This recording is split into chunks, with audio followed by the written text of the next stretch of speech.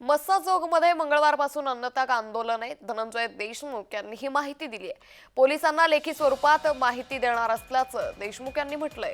तर मस्साजोगमध्ये अन्नत्याग आंदोलन केलं जातंय आणि यातच पोलिसांना या संदर्भातली लेखी स्वरूपात माहिती देणार असल्याचं धनंजय देशमुख म्हणाले.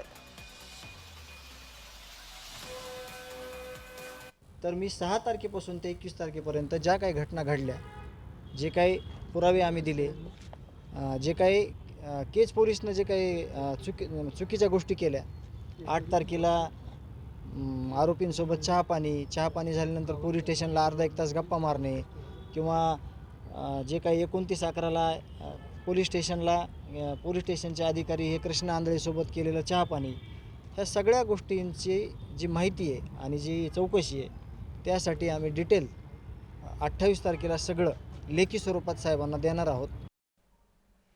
आंदोलकांच्या नेमक्या मागण्या काय पाहूयात ग्राफिक्सच्या माध्यमातून. पीआय महाजन, पीएसआय राजेश पाटील यांना सह आरोपी करा.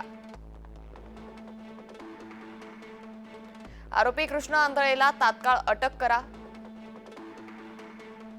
सरकारी वकील म्हणून उज्ज्वल निकम यांची नियुक्ती करावी.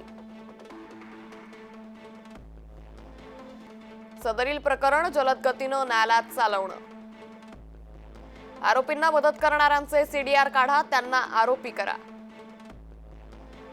वाशी पोलीस ठाण्याचे पीआय घुलेंना बडतर्फ करून सहभागी करा.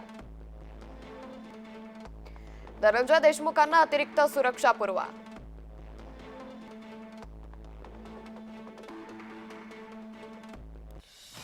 तर आजपासून मस्साजोगच्या ग्रामस्थांचं हे अन्नत्याग आंदोलन सुरू होतंय. मस्साजोग ग्रामस्थांनी यापूर्वी बैठक घेतली होती आणि या बैठकीदरम्यान हा निर्णय घेण्यात आला होता. आजपासून या अन्नत्याग आंदोलनाला सुरुवात झाली आहे. तर या संपूर्ण प्रकरणासंदर्भातली माहिती ही पोलिसांना देणार असल्याची माहिती सरपंच संतोष देशमुख यांचे भाऊ धनंजय देशमुख यांनी दिली.